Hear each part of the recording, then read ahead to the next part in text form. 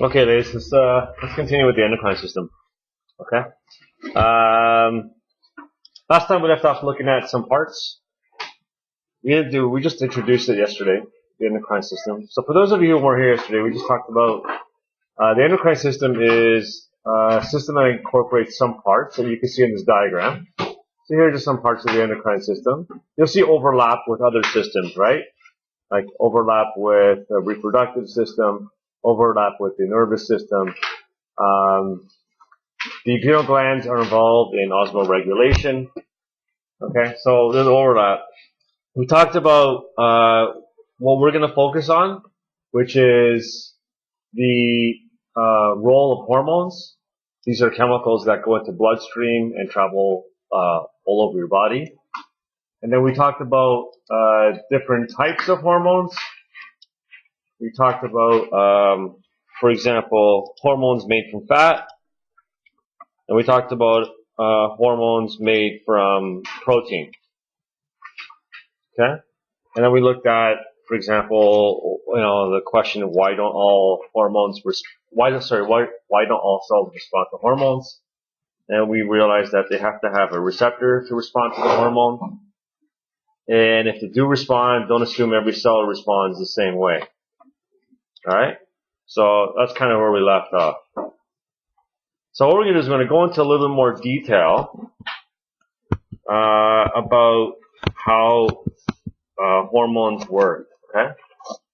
So there's two types we talked about, right? There's the fat-based and then there's the protein-based. Here's the thing about the protein-based. Protein-based hormones cannot get into the cell. So they need to have a receptor that's outside. So here's an example of that, okay? So here you're seeing a hormone, and this is the surface of a cell, okay? Here's the receptor of the cell. And for this, because we said that a hormone is just a message, right? For this message to have an effect, the message has to be converted. So the hormone itself does not get into the cell. It actually stays on the outside. Okay? So for example, insulin would be a hormone that does not get into the cell. It gets converted. Now, so here you see the same idea. Here's a hormone. You can see it stays on the outside, but it has an effect inside. Okay? It has an effect inside. Here is the same thing. Okay? Here's the hormone. You can see that the hormone, which is represented as green triangle, does not get in the cell. It just gets converted into some other message. Okay? This, by the way, has a name. This is called signal transduction. Alright? Signal transduction is when the message is converted into some other form. So I'll show you an example of that with this. So here's signal transduction. So here's the hormone. You'll see it's going to slide into this receptor, but the actual hormone does not get into the cell. So here's the look. So here's the hormone. It binds, but you'll notice that the hormone stays outside, but its effect is inside. So this conversion of the message is called signal transduction. Okay. So this, for example, this could be epinephrine. All right. Now, epinephrine is also known as what? Adrenaline, right? And one of the things we talked about yesterday is adrenaline has a few effects in the body. Raises heart rate, raises blood pressure. One of the other things it also does is it raises sugar levels, because in a stress response you want more sugar too. So this could be, for example, the breakdown of maybe glycogen. Okay? So this molecule could represent stored sugar. Okay? Maybe glycogen. I know it doesn't look like glycogen, because glycogen is very big and very branchy, but maybe this represents stored sugar. So this enzyme will break this to release the sugar, but you'll notice that it involves many steps. And this enzyme is controlled by a kinase, and we know what a kinase is, right? It's an enzyme that adds what? Phosphate. And so in signal transduction, you can see it's just for me, I think of it as a domino effect.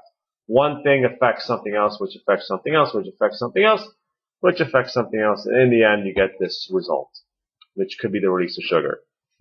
Okay, that's how a protein hormone works. Now, a lipid hormone actually works a little bit differently, because if you remember, what is the membrane of a cell mostly made out of? What's it mostly made out of? Does the biochemistry, right? We learned the 4 types of nutrients. We learned about DNA. Sorry, I learned about nucleic acids. We learned about protein. We learned about fat, and we learned about carbohydrates, right? What's the main ingredient in the cell membrane of those 4? What is it? Which one? Very good, Jerusha. It's fat. It's lipid. Okay? So, because if you remember back to like elementary school, or maybe I probably learned it more actually in high school. Things that are like dissolve other things that are like. So, for example, fat will dissolve fat. Okay, and because the hormone is a fat-based hormone, it can actually go right through the cell membrane. So, a lipid-based hormone like testosterone or estrogen can go right, so will travel through the bloodstream and go right through the cell membrane and act on an internal receptor. So that's different in terms of the way they work, okay? A protein cannot dissolve through the cell membrane because a protein and fat are not the same thing. They're not like substances.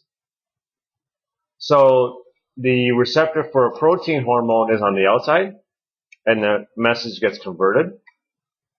But for a lipid-based hormone, the receptor is on the inside. Okay, so the hormone does not need to get converted. Okay, so the way the hormone is made actually affects the way it works. All right. Typically, the hormones that are lipid-based, they typically last longer and they're slower in response. Like, think about the effects of estrogen on you. Like, that happened overnight. That you wake up one night, all of a sudden you're like, oh my God, look, I'm a woman.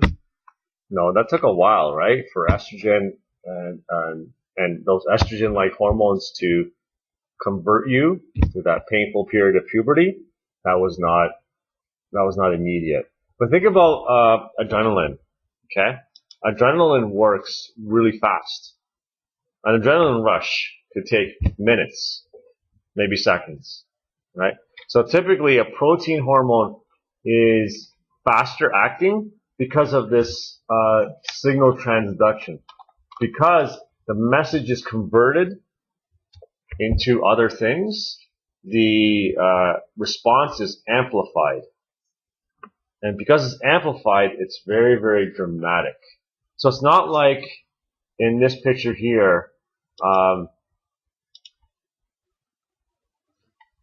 did I close it? I guess I closed it. It's not like it's one. So you need to think that one of these could interact with many of these, which interacts with many of these, which interacts with many of these, which interacts with many of these. So it's not like one hormone activates one enzyme. It could be one hormone activating maybe 10 of these, which activates 100 of these, which activates 1,000 of these, which could activate maybe 10,000 of these. That's why protein hormones, like think about insulin. Insulin works really quickly. Not like estrogen, which works really slowly. The reason why they work quickly is because of this amplified response. Okay. Questions about that? So that's kind of the boring stuff. Let's talk more about the fun stuff. Okay? Because I said that one of the things that you're going to have to do in this unit is play the role of doctor. So you're going to have to understand, a patient comes to you, he's got some symptoms, and you got to figure out maybe what's wrong with them. Okay? So what we're going to talk about now are hormones and how they work. So we're going to talk a little bit about antagonistic hormones first. Okay? We already talked about this pair. Do you remember what that pair does? What do they do? AMP versus aldosterone. Remember, antagonistic hormones are ones that do the opposite thing of each other. So, like, which one increases salt reabsorption? Which one makes the body retain more salt?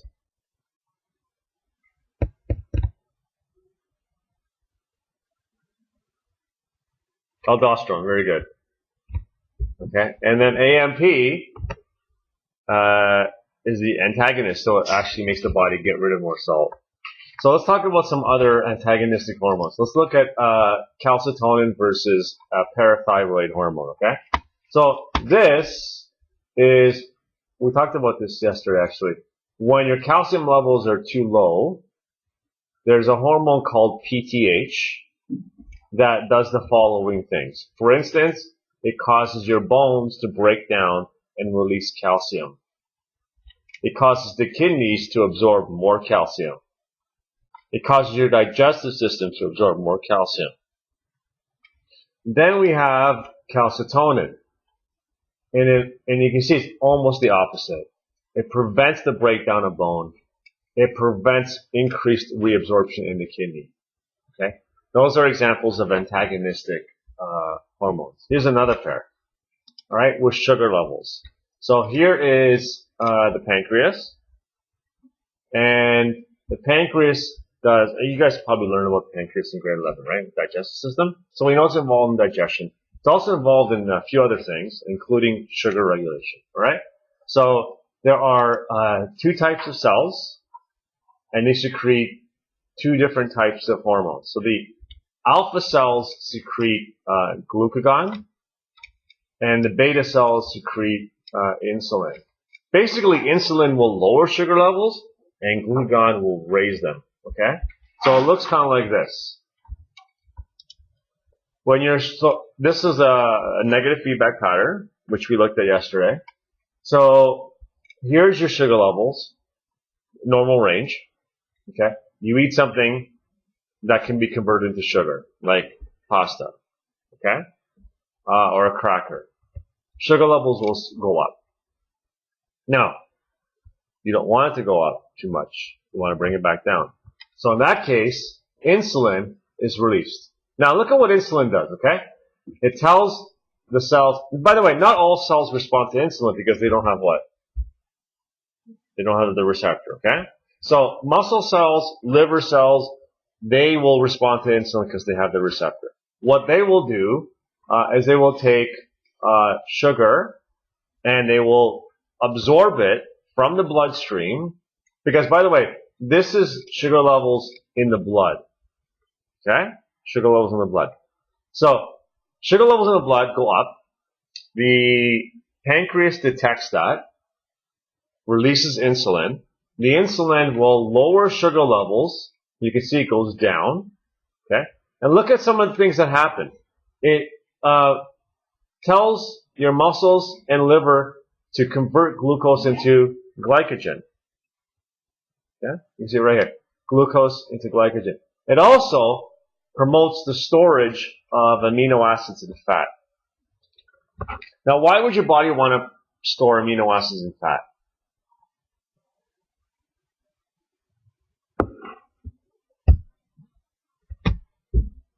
So your sugar levels have gone up, right?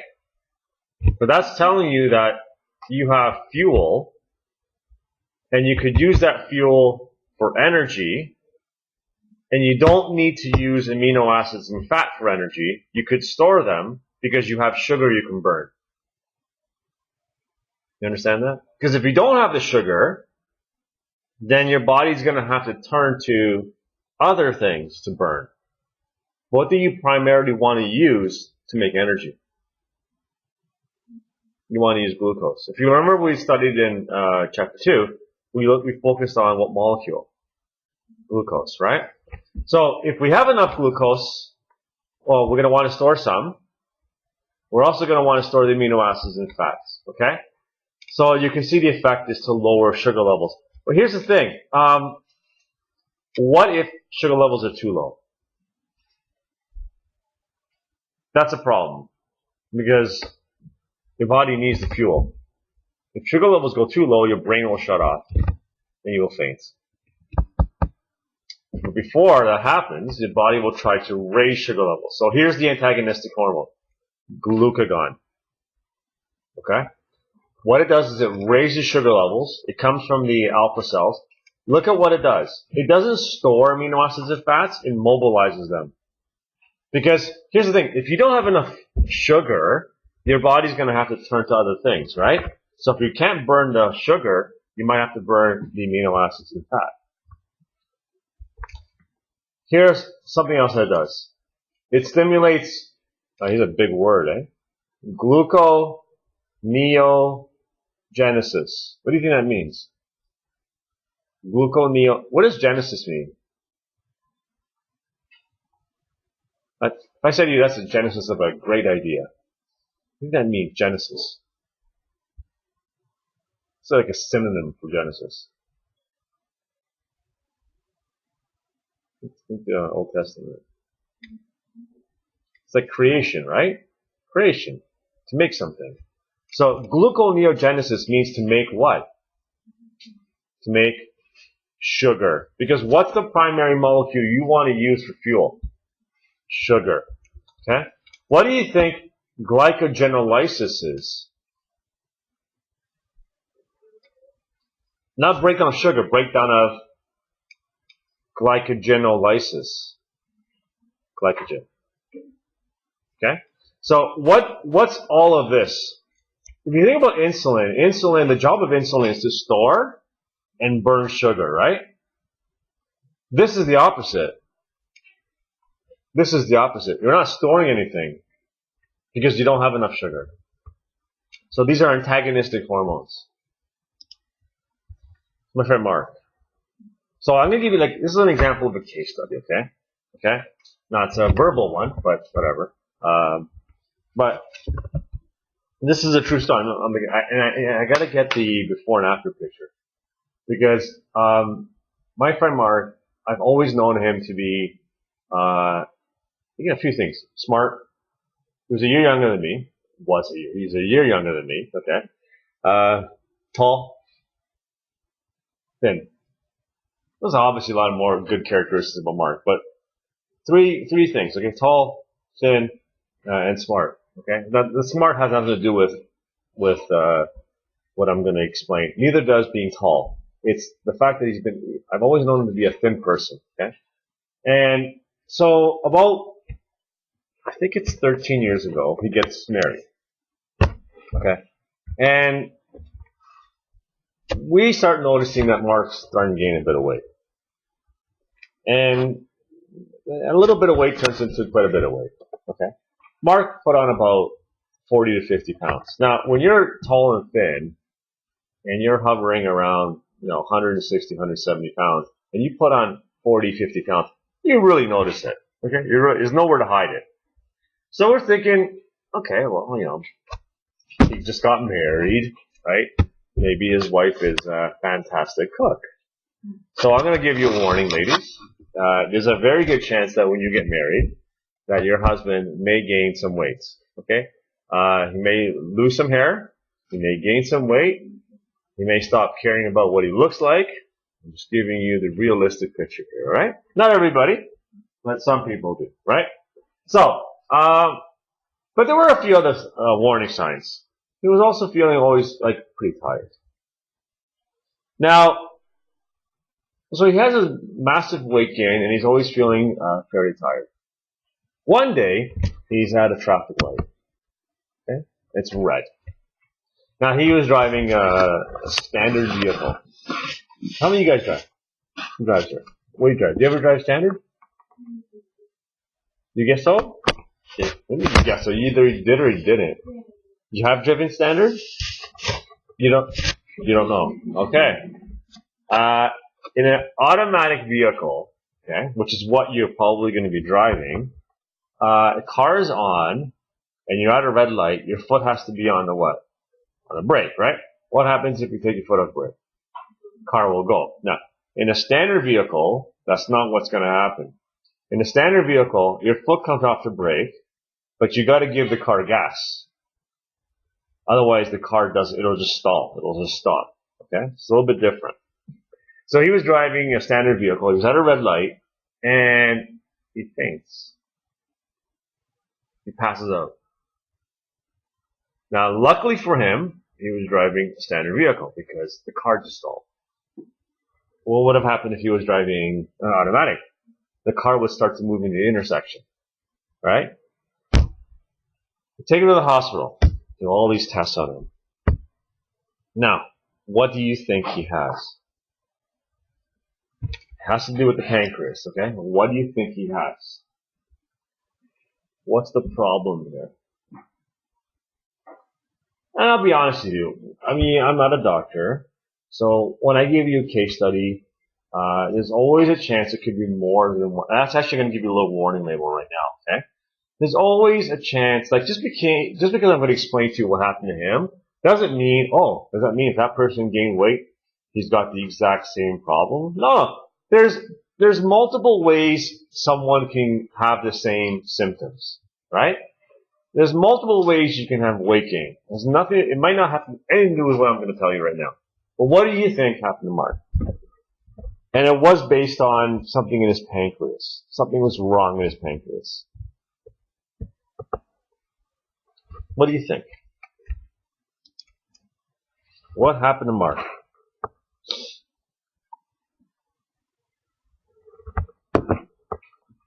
I'm going to pause it here, okay?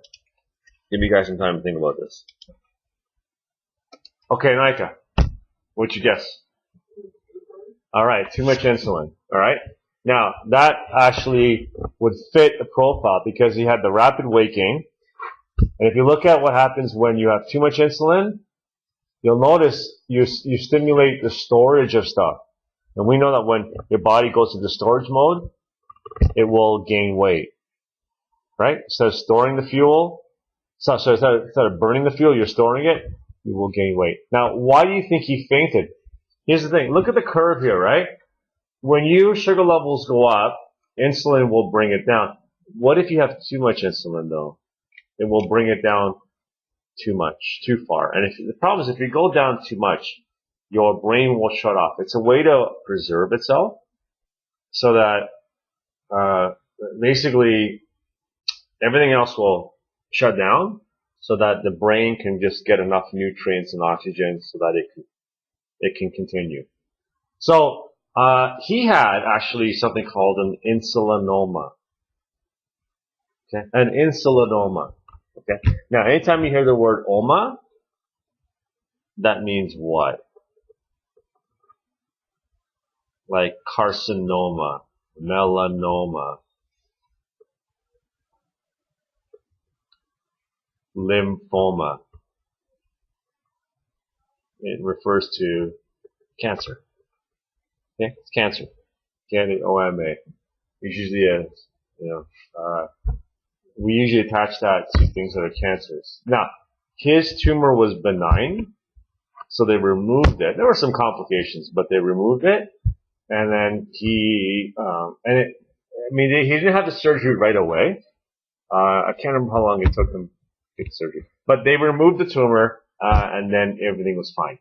Now he's back to being tall and smart Mark. Now, here's the thing. In the meanwhile, do you think he was allowed to drive? No. And his doctor also told him that before you have this, because obviously there's going to be a little bit of time before you have the surgery, you should always carry something with you. What do you think he was asked to carry with him? A bag full of what?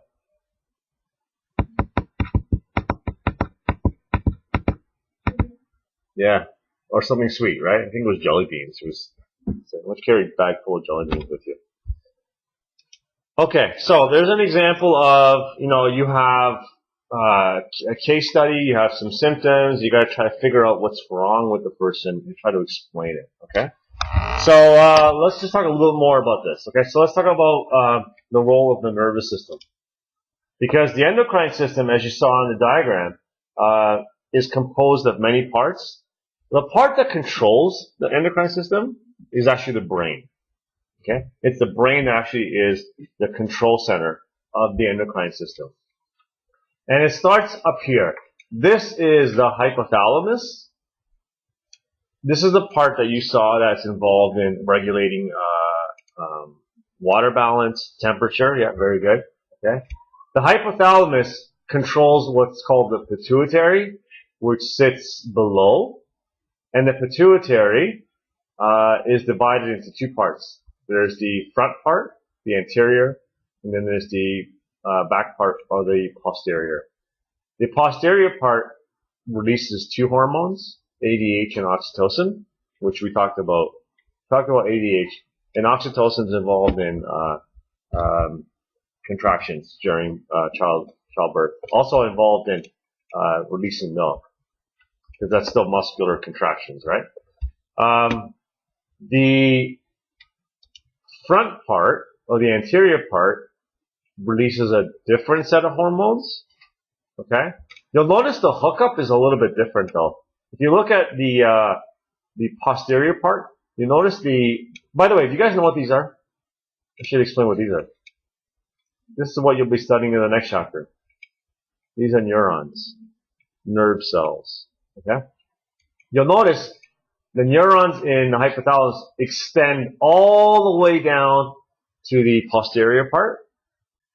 But if you look at the anterior part, you notice it's a little bit different setup, right? You notice that they don't extend all the way down.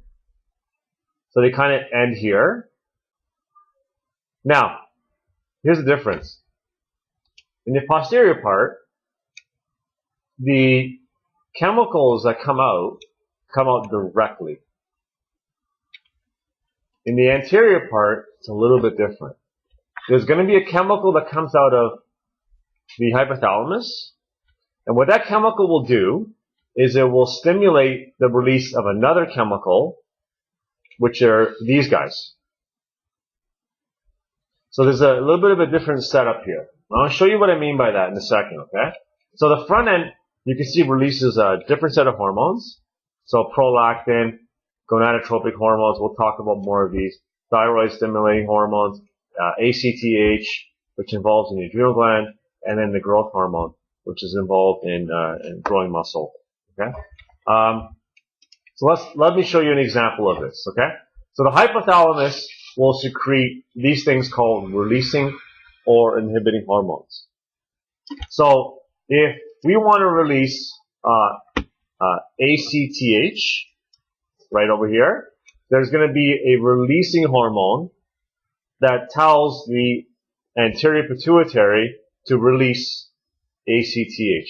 There'll be a different releasing hormone for the gonadotropic hormone, and there'll be a different releasing hormone for thyroid stimulating hormone. Okay? So let me show you an example of that. Okay? Let's skip over this. With the thyroid gland. Alright? Thyroid gland. Let's take a look at the thyroid gland. So, there's a neat little example of the levels of regulation. There's a neat little example of feedback. Okay? So here we go. So here we have the hypothalamus, and here's the anterior pituitary. Okay? You can see that there is a chemical called TRH, which is thyroid releasing hormone, that controls the release of TSH. So TSH is one of those hormones that comes out of the anterior pituitary. Okay? So there is one part controlling another part, which controls then another part. So you're seeing levels of regulation, okay? So TSH controls the thyroid gland. And the thyroid gland releases thyroid hormones, T3, T4. You know, does anyone here know anyone who has like an underactive thyroid gland? No? Okay. We'll talk about that in a second. Those thyroid hormones affect metabolism and growth. When you have enough T3, T4, you can see there's a negative feedback because you don't want to keep making it. So you've seen that theme before, right? This idea of you turn something on, you make enough of it, and then you shut it down, right? Okay.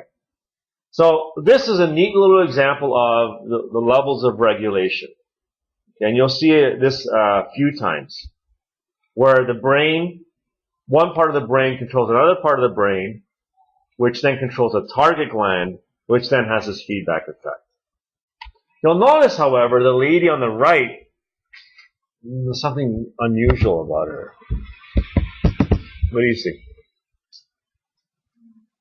Was that Charlotte? Right, her neck is swollen. So she has a goiter, okay? It's a swollen region of the neck. Now, why? What's going on here, okay? So so you can see the hormones that are being made are T3, T4. I want to go back to looking at what T3, T4 look like. There's going to be a clue here, okay? So here are T3, T4. Why do you think they're called T3, T4? Well, I look at T3, and I notice that it's got triiodo. Triiodo, what's that? That's triiodine, basically. Because like what I say, 1, 2, 3 iodine molecules, or atoms, sorry. And T4, 1, 2, 3, 4. So T3 and T4 are named based on the number of iodine atoms that are in the hormone, okay? So there's a reason why I'm telling you this. So what would happen in this scenario, okay? Imagine that you are living in an environment where, actually, before I ask this one question, where do you get most of your iodine from? If I had to guess, where do you get, I know probably where I get most of my iodine from, but where do you get most of your iodine from?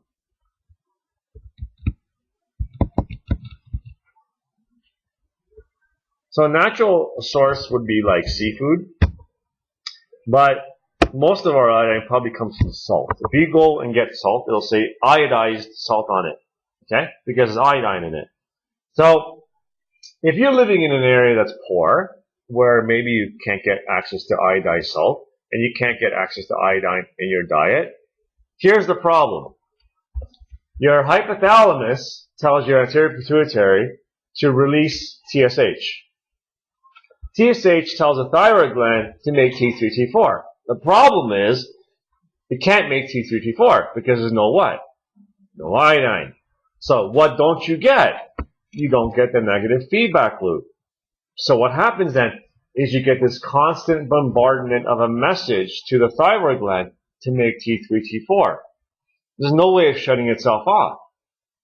When a gland gets overstimulated like that, it tends to grow in size. So, her goiter is most likely, I'm going to say most likely, the result of not having enough iodine in her diet. Now, so let me show you that here. Okay. So, she would have basically thyroid hyposecretion. Now, what does hypo mean versus hyper? Hypo means more or not enough. Not enough, okay? So she has a problem where her thyroid gland is underactive because she can't make T3, T4, okay? If a patient came to you and you imagine that, okay, if you see the goiter, there's probably a big clue that there's something wrong with the thyroid gland. But what would be some other symptoms if she had an underactive thyroid gland? What would be some other symptoms? Sorry, first lunch. Okay. Right? Yeah. We are not reading my husband, okay? Okay, so, okay. Underactive thyroid. Patient comes to you, underactive thyroid gland. What would be a symptom? Considering that we just said that the thyroid gland affects metabolism and growth. Now, growth, you might not notice anything because if you're an adult, you stop growing. But what if it was a child? What if a child had an underactive thyroid gland? What would you notice as a doctor? Because what do some doctors do? They measure your height over time, right? Oh, like, wait, Sally is at 7, she's this tall, and 8, she's this tall. if she had an underactive thyroid gland, what might the doctor notice? Patient would be what? They'd be shorter than normal, right? If they're not growing as well as they should be. Again, there are other hormones involved in height and growth. So it does not necessarily need to be the thyroid gland, right? But if it was an adult, you won't notice that because you don't measure height anymore. Well, what could you measure? What could you notice? You have a patient who has an underactive thyroid gland. So metabolism is low. Their biochemistry is slow. So weight gain or weight loss? Weight gain. Would they feel hot or would they feel cold? Well, if their metabolism is low, are they burning more fuel or burning less fuel? Burning less fuel, so they feel colder. Okay. If you have someone with an overactive thyroid gland, you might expect to see weight loss. Maybe the person always feels warm because they're constantly burning all of that fuel. Okay. Now, the goiter is, in this case, is most likely the result of a T3, T4 deficiency, but she could have something called Graves' disease. Not because she has a fetish for a grave, okay? Graves' disease is an autoimmune disorder, okay? And what happens in this case is the immune system makes these antibodies. You'll learn more about that in chapter 10. The antibodies stick to the brain, and what happens when they stick to the brain? They prevent, it's like they make the switch stuck in an on position.